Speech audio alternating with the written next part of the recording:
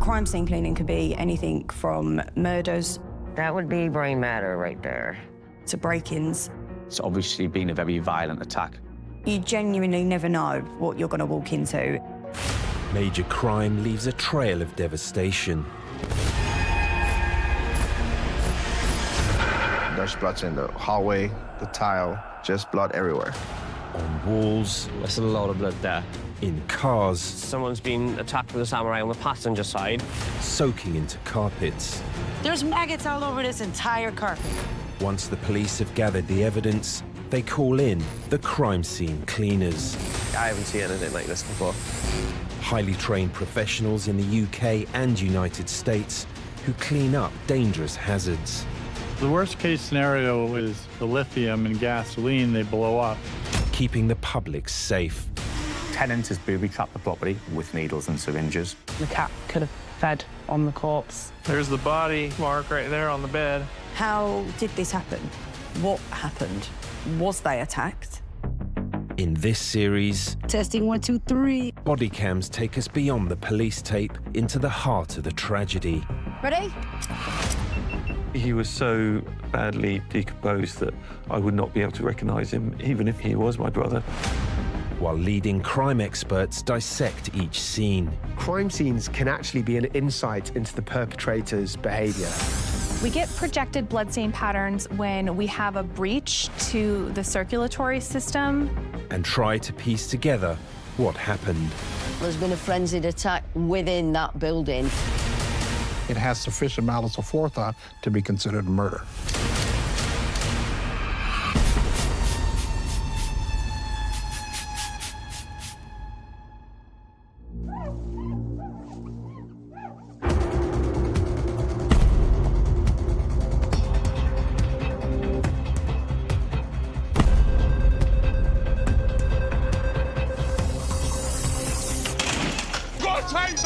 Show me your hands! Show me your hands! Britain is caught in a narcotics epidemic. Stay where you are! Stay where you are! Hold it door to my right! Across the country, the drug the police recover the most is cannabis. It absolutely stinks cannabis here. With over 147,000 seizures of it in 2024 alone. Cannabis farms in the UK can spring up anywhere. Open the door! You could actually be living next door to a cannabis farm and not know about it. Yeah, it's in the loft of work. Yep. Or it's a massive enterprise, but it's all about gangs, power, violence, money. Get him locked up, get him locked up. At this moment in time, you're under arrest for official production of cannabis. Newcastle-based crime scene cleaners UK Commercial Group are increasingly called out to cannabis farms. Do you want to grab them and list them off? This is one of the most dangerous jobs that UK Commercial Group can carry out. So litter pickers, fumigation bombs, biohazard bags. These farms are run by organised crime groups. They'll do it 20 or 30 times within a couple of mile radius. Respirators, needle gloves. If the police raid one property, they still might have 20 other properties still running live. White suits, goggles. Let's get this loaded up. Our objective today is to clean up anything that would pose a risk to the public and to make the property safe. Joining crime scene cleaner Scott Birdsall on this job Let the fun begin, eh? is his colleague Keith Rowlinson. There's been a few big grows around here, hasn't there? There was 2,000 plants, £1 million worth of plants. Yeah, it's an electric bill. Well, they just bypass it, didn't they? The residents have fled, taking their cannabis plants with them, leaving behind debris and destruction. But before Scott and Keith can head in, boss Tony Earnshaw searches the flat with specialist equipment. We're going to carry out a drone survey. This will detect any hazards before we go in. So I'm going through the property now. In this room, we've found a cannabis farm. So we can see we've got a growing tent in here, which is being used for the cultivation of cannabis. These are put into multiple properties. There's some needles in this room here on the floor. There could actually be more. These gangs don't want the authorities coming in and searching the premises, but also other gang masters who want to steal those plants. So they might have set a booby traps. The next room.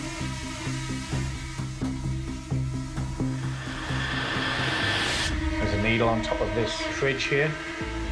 Tony's spotted a used needle balanced on the top of the fridge door, designed to fall on anyone opening this fridge.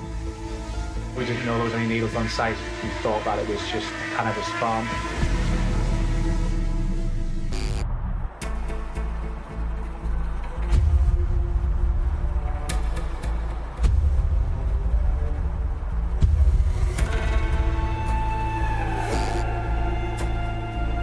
All right, let me get this. Thank you for calling TAC. This is Leanne. I can help. One of Phoenix's busiest crime scene cleaning companies is the family-run TAC 48. My wife is actually our office manager, and then our son now, Xander, he's been working with us almost from inception.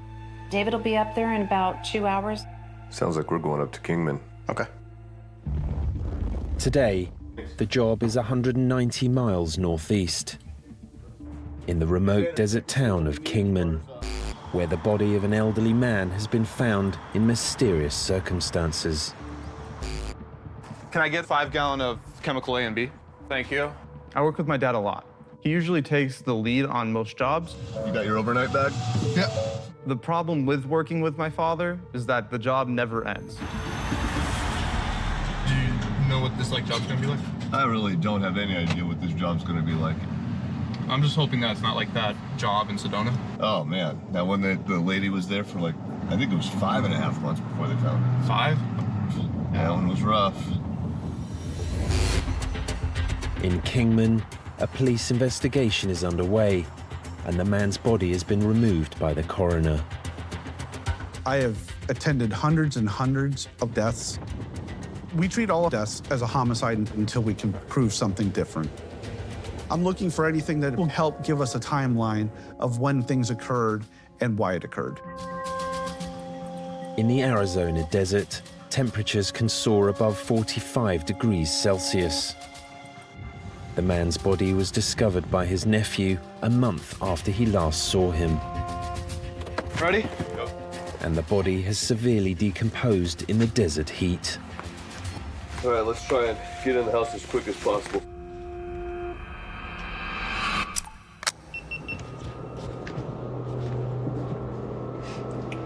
The gentleman had his nephew over for dinner a few weeks prior and cooked him a steak. A couple weeks later, hadn't heard from his uncle in a little bit, came over to check on him, and that's when he found him. He was on the floor.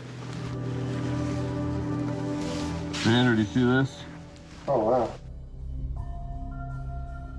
The sad thing about this is oftentimes there's what almost we refer to as a burn mark in the ground where we can see where the decomposition started or happened and where that person was laying when they finally went to rest. Aided by the extreme desert temperatures, the man's body has gone through accelerated decomposition, leaving a clear imprint of body fluids on the floor. The decompositional process breaks down the body.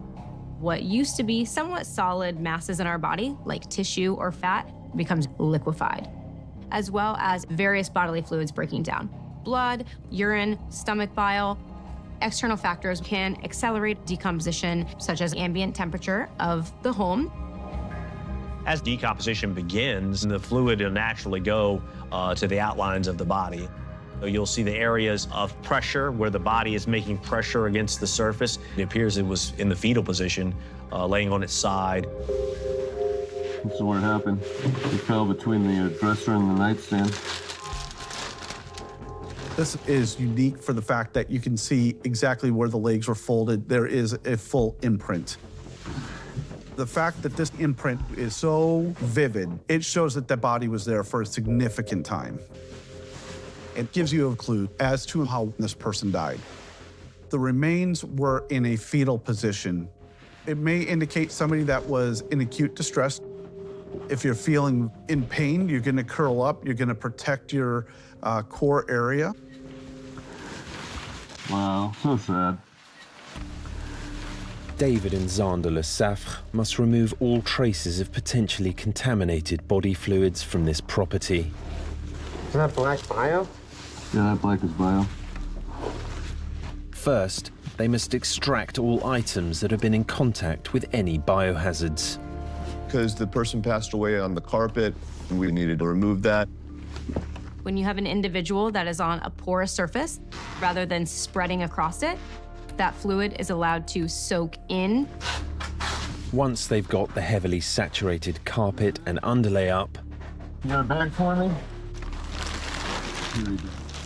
David does an ATP test to reveal the levels of potentially deadly pathogens remaining in this room.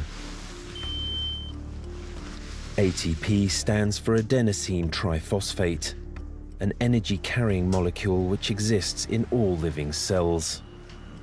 Want to test it? Yeah, sure. An ATP test reveals how much biological residue remains at a suspected crime scene: bacteria, fungi, and human tissue. It's actually measuring how dirty that surface is. A reading above 1,000 is considered to be dangerously high. Woo, 4,784. Let's see, that's dirty. 4,784. That level is extremely high. In the whole room, no.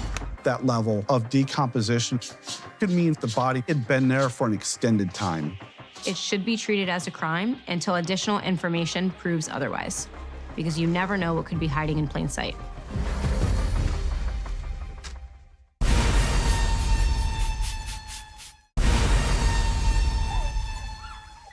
There's another room in the back. Across the UK, cannabis is the drug police seize more than any other. And to crack down on industrial-scale farms, police forces are having to become increasingly ingenious. So there's all sorts of ways that the police can find these places, looking at huge hikes in electricity bills in the area. They will also be looking when it's really cold and looking for roofs that have no snow or ice on them, indicating there's something going on in there with intense heat as heat rises and could potentially be a cannabis farm.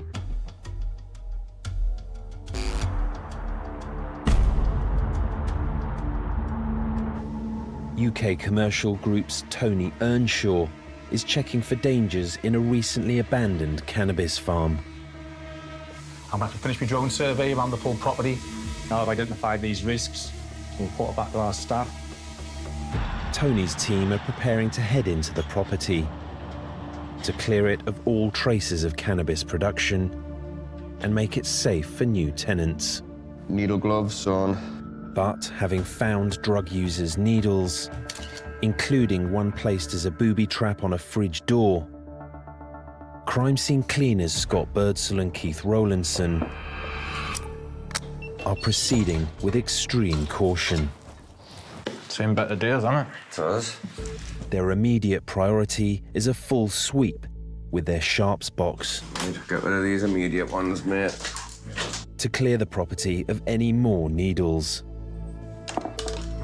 In terms of the mentality and the mindset of these drug gangs that control these cannabis farms, it's a high-risk situation and they have to protect their territory and their investment. Obviously, could be anywhere.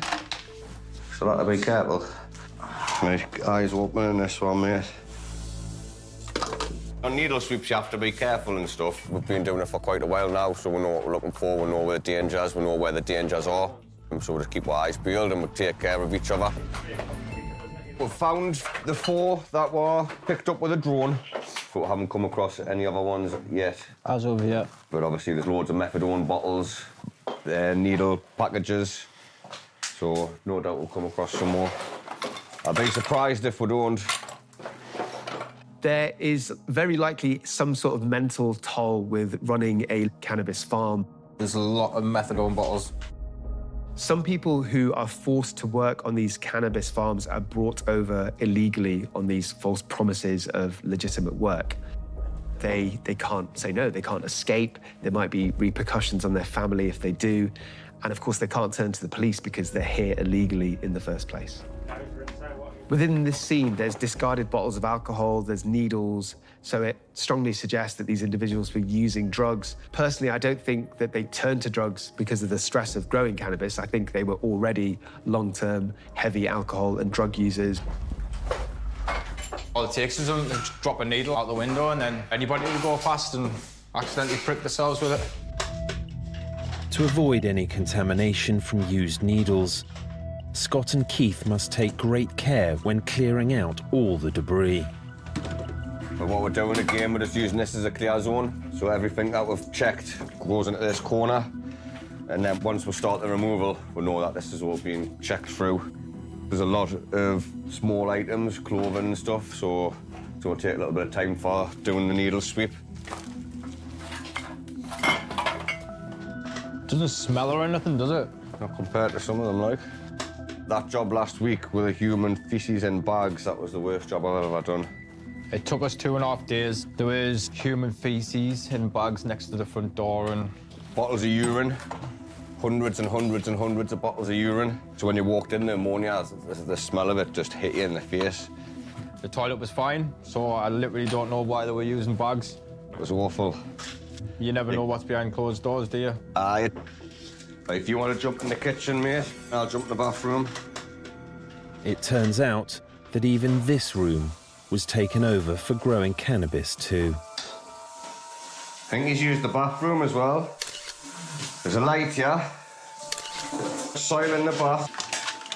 The plants are actually worth quite a lot when they're in full bloom. So they'll get as many plants as they can into each room to maximise the yield and maximise the amount of money they can make from it.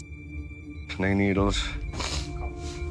With all the rooms now fully clear of any potentially contaminated needles, Scott and Keith can focus on the main hub of cannabis production, the bedroom. Got a canny little harvest going on, hasn't he? 1, 2, 3, 4, 5, 6, 7 plants. Aye, that's it. Obviously, you might have had that whole bath. No, 3 plants in there. Cannabis growers need insulation, foil, bubble wrap, very bright heat lamps. Some stalks. But the main thing they need is lots and lots of electricity. We look at this fuse board. When Scott clears the cupboard with the fuse board inside, he discovers a whole new element of criminal behaviour. This here has been jumped, so that's bypassing it, so you don't have to pay for your electric. A lot of these sites have been wired up illegally and can cause a huge threat. I say it's caught on fire. In this case, they managed to put us out somehow, but this is a ground floor flat. The whole place could have went up. There could have been an explosion, which would have been even worse. Only recently we had an explosion within Newcastle, not far from here, which resulted in a small child losing their life. In October 2024, a cannabis production lab in a suburban Newcastle street exploded, destroying 6 adjoining properties and killing a 7-year-old boy and a 35-year-old man. The dealer running the drugs lab was jailed for 14 years. 4 flats in here, but there could have been murder.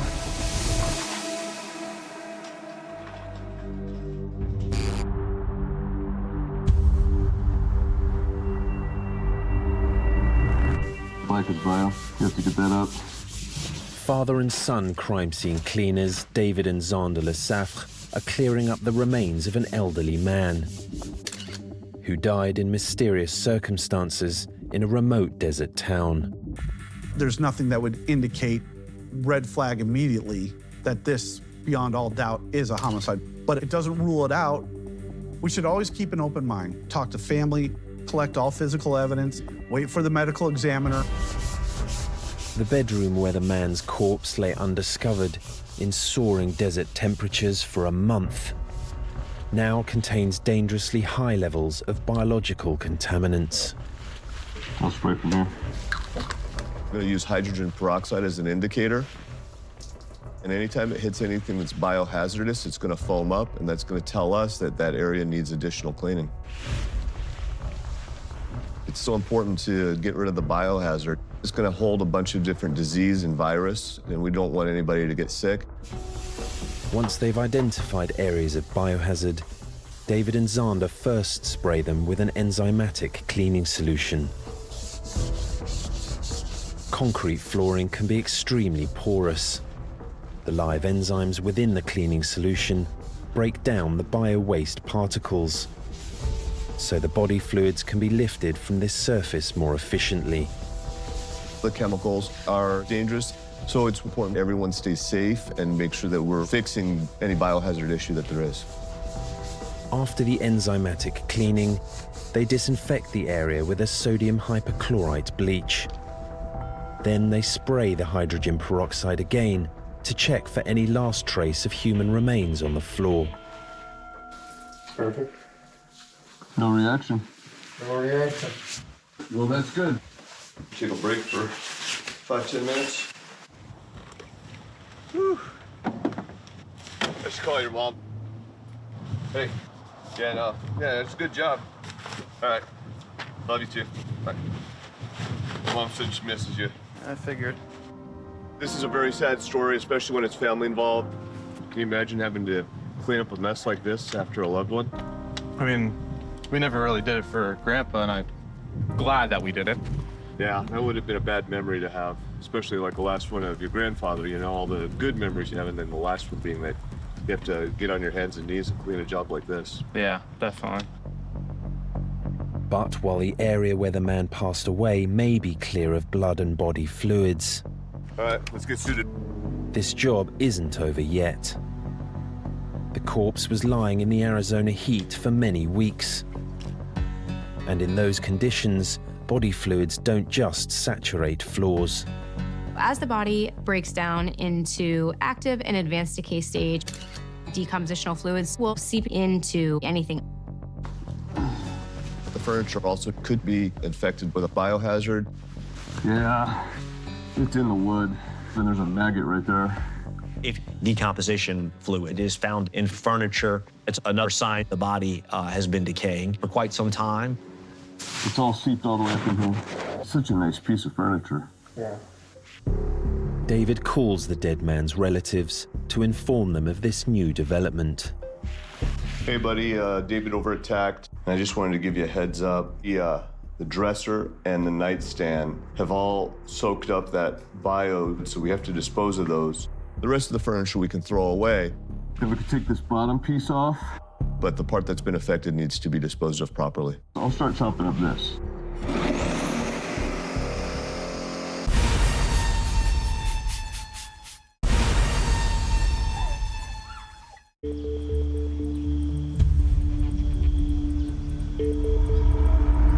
In the heat of the northwest Arizona desert,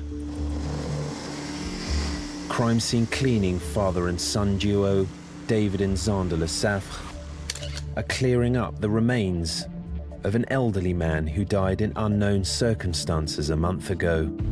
He was positioned between two pieces of furniture, so he likely could have fallen, maybe lost his balance, and ended up in that position. It does not appear that anything is suspicious, but you always want to continue on looking at the body and other aspects of the scene as well to confirm that. After 4 weeks decomposing in the desert heat, the man's body fluids have seeped deep into the surrounding furniture. The contaminated areas must be cut off and placed in secure biohazard bags for incineration. We need to throw out everything away that's affected. That foot was sitting in the bio. So I think we need to take apart this bed.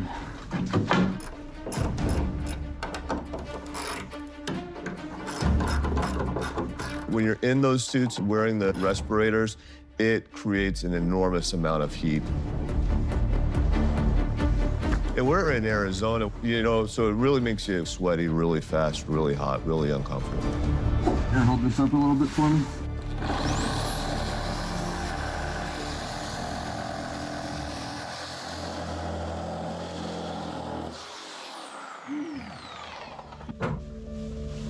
After 3 hours intensive work, the area where the man's body was discovered is finally clear of all biohazard waste. But there's another area of potential contamination. Somebody dragged him out of that corner and into the bathroom.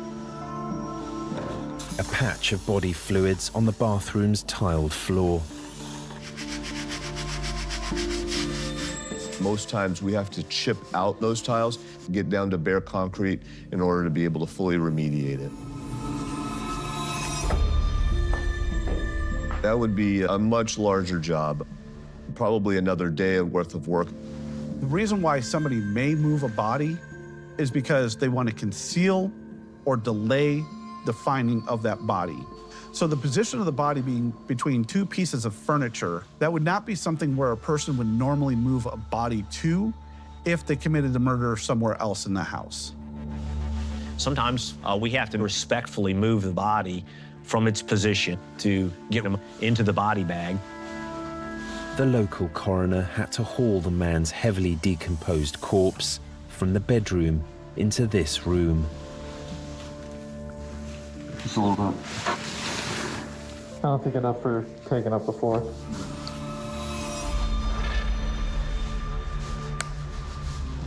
With the bathroom now clear of body fluids, a final ATP test will reveal if potentially dangerous biocontaminants are at a safe level throughout this property. 41. Good. Wow, that's actually really good. Yeah, from 4,000. The last phase of this cleanup is to coat the area where the body fluid spilled on the bedroom floor with a polyurethane sealer. We're going to encapsulate the floor. We do it for a couple of reasons. One is to make sure that nothing comes up out of that concrete and creates an issue. But the second is we don't want to leave behind any type of evidence to the family of any outline of the body or anything like that. We want them to not come home and have to see that. And finally, David and Zander set off fogging machines, dispersing disinfectant and odor counteracting agents. These fully sanitize the room. We're done. After a tough clean in intensive heat, this house is finally clear of all body fluids and human remains.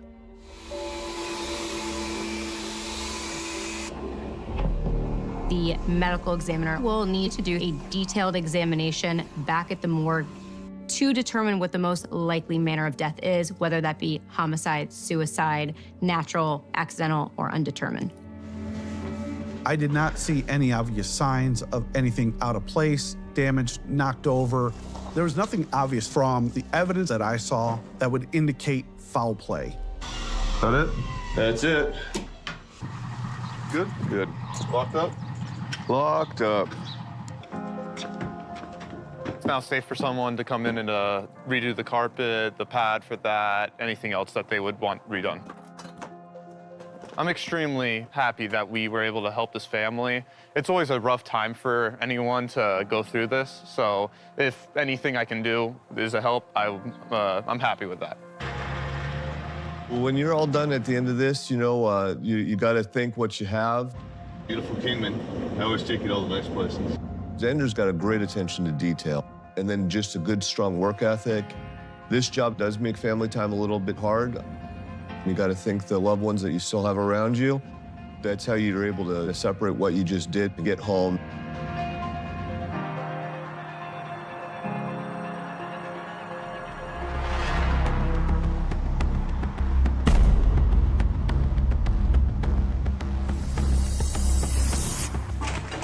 English Polish stand all the money with me, I'm fucking vodka.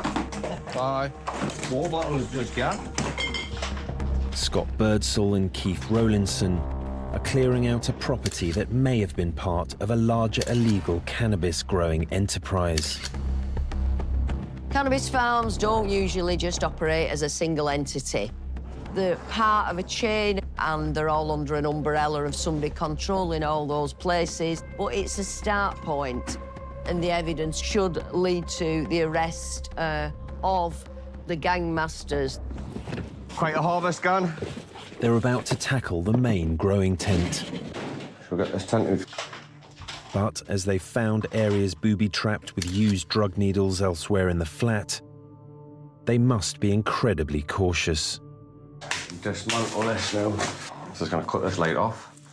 Get the electric screws.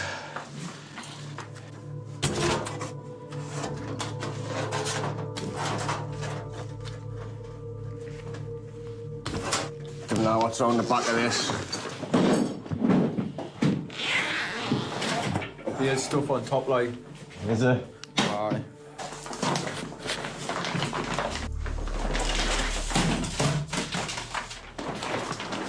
All right.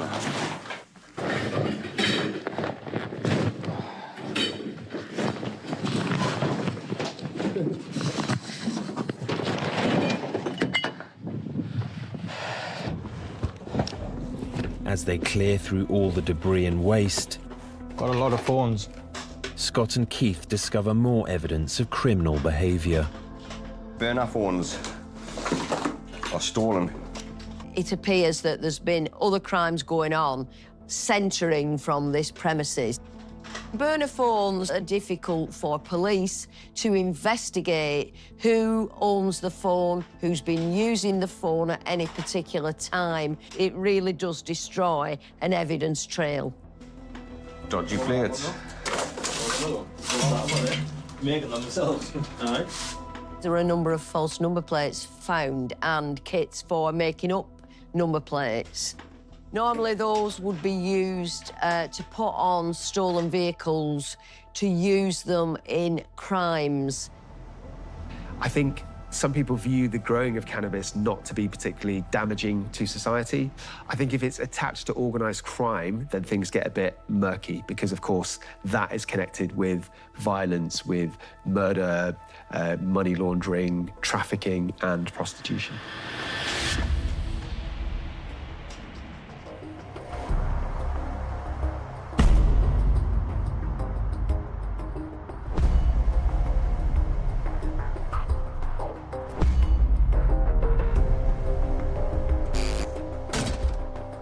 America is fighting a plague of narcotics.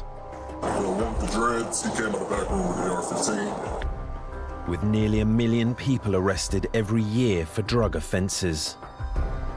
It's not my man. No, man. 85% of these arrests are for possession, and many long-term drug users end up homeless. All right, guys, what's going on tonight? There's a syringe right behind you. Syringes all over there. Drug addiction goes along with homelessness, and they have basically no other choice. In Louisiana, all of this poses a never-ending challenge for the team at Extreme Cleaners. Clearing out large homeless encampments frequented by drug addicts. Each one, we've always found tons of syringes. There are things hidden. There's been booby traps. So there's so many hazards that we have to be prepared for. Today, company founder Larry Douglas and his team have been called out to a series of camps in woods near a busy residential area. So today's job is a encampment or a drug den. Team leader Morgan Phillips is heading to the scene with her second-in-command, Tanya Carwick. It's a little different than our normal encampments since it's so off-grid. And there's a homeless person right there as we're passing by. Yeah, there's people right there. They're sleeping in the woods.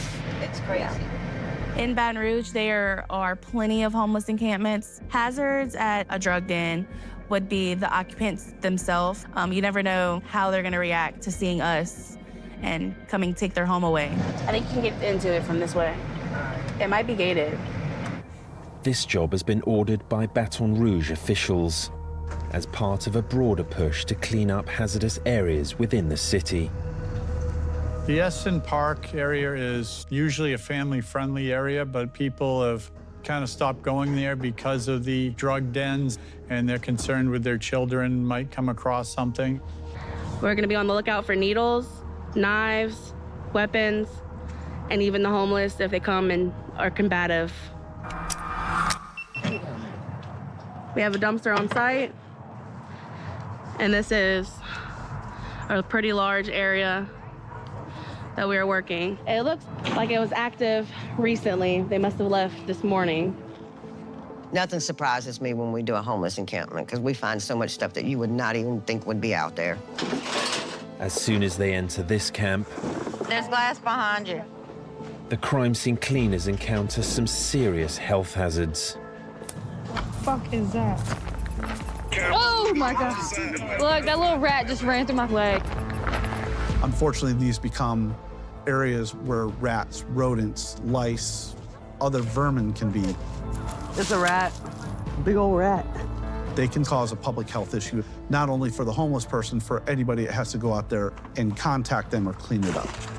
Rats can carry Weil's disease, hantavirus, and meningitis, all of which can be fatal to humans. Rats, they carry diseases. I don't like them, but once they see us coming, they'll usually scatter. There's fucking needle caps all through here. The greatest danger here, though, is infected drugs paraphernalia left in amongst the debris. Just be careful because there are a lot of needles and IV things over here. There's one right there. Yeah. All right, found the first needle. Oh, needle. I have a loaded needle. Oh, shit. It's loaded and it's pushed up, so be careful. One of the things that does bother me are the syringes. And my biggest fear are children finding it. They see that and they pick it up or accidentally get stuck with the needle or something. That could put them in harm, if not kill them.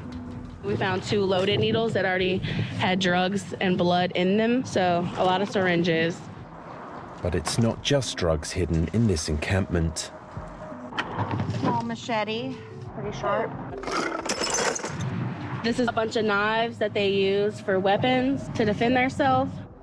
There's a lot of danger, especially when we come across the people with them. They were not happy about leaving here.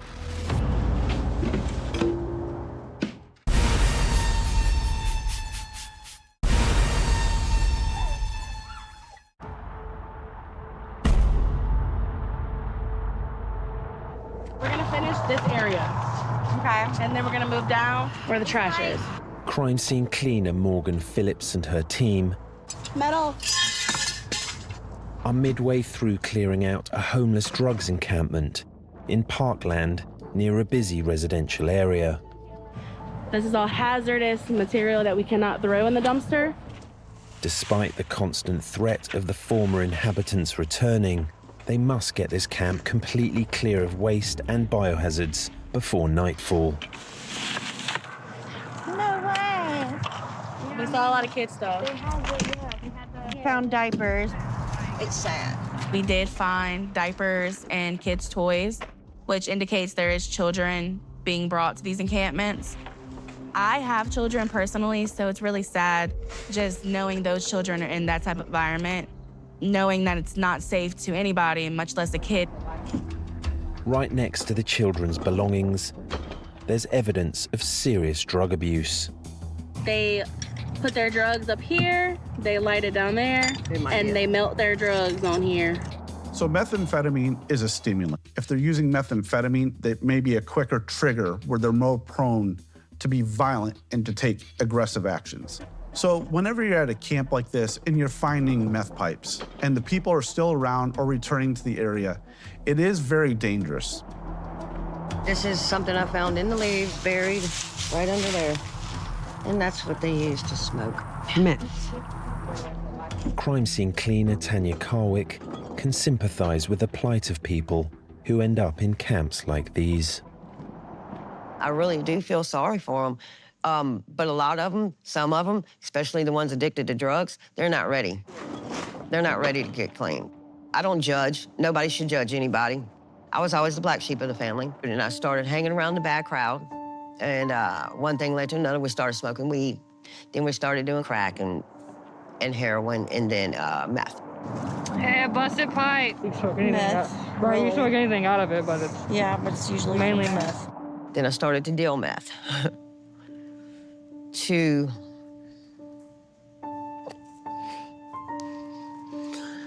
hang on. It always does that, I'm sorry. I started selling it because to feed my son, my youngest one. Just feeding him is why I did it. Arrested for dealing meth, Tanya was jailed for 3 months with 2 years probation. Once she was clean, Larry gave her a lifeline with a job at Extreme Cleaners. When I first started working here, seeing it and seeing what these people are going through, it made me realize I'm not gonna go backwards, I'm gonna go forward. I had to, for my kids and for myself. Tanya's the best. She has a big heart and she's a hard worker. And just to have both of those, oh yeah, she's unstoppable, for sure. After 5 hours intensive work, Tanya and her fellow crime scene cleaners have cleared this drugs encampment of all needles and bio-waste. And having spotted the good work the team have been doing for the community, a local resident has a gift of appreciation. So sweet, thank you. Okay, now you all have a good day. I love cake.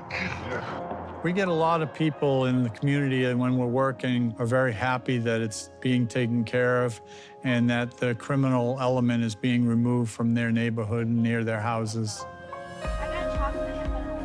Thank you. This was a real tough job for them, so we're very proud of the team today in this effort.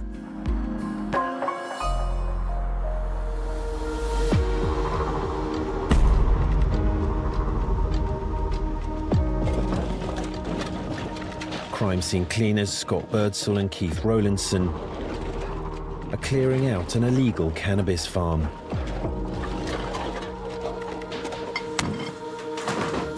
While they're now making good progress, Scott and Keith have only managed to clear 2 rooms of all the waste left behind by the growers. We're getting on now, but it's 2 o'clock, 10 to 2. And with daylight fading in a few hours, they need to get the rest of this property cleared fast. Because of the electrical hazards within these sites, there's going to be no electricity to the property, no lighting. So this property needs to be completely cleared in daylight hours to make the property safe. Want some chips, mate? Oh, good. Deep fat fried chips. When? 20 years ago. Is that the first fridge that you've seen that you can see on the top of? It's a second short joke today. Here you are. Once you finish the job, like a big job, straight upstairs, get a shower, and then you just feel 10 times better. I've done this 4 years now. I've worked at like Amazon, done a bit of delivery driver and things like that. Shelf stacker in Tesco's. But much prefer this, to be fair. It's more interesting, more job satisfaction. Aye, especially the worse it is, the more satisfaction you get when you go in and get it done. It's like, aye, we've done well there. Aye. I went straight to college from school, got my MVQ and joined me, just worked in construction. And then I was off for a bit because my daughters have cystic fibrosis, and then I come here. Not a lot of people do want to do stuff like this. But I say I don't mind. The dirtier the better, I say, like, because then you do get more job satisfaction at the end of it.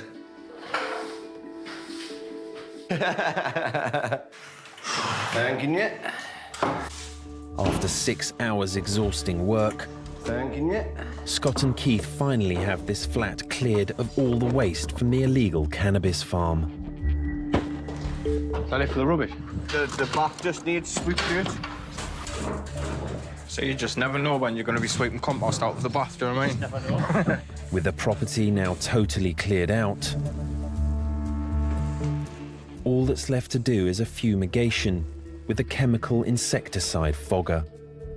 So I'm just putting the pesticide in here to ensure any pests brought in by the cannabis production are completely eradicated.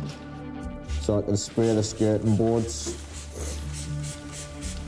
With grows like that, you get white fly, you get caterpillars, spider mites, springtails, stuff like that.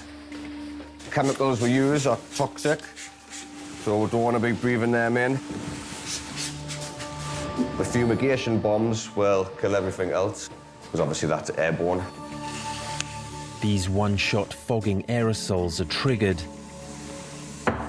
and then left in a room to clear it of any insects. And that is the job complete. It's all good.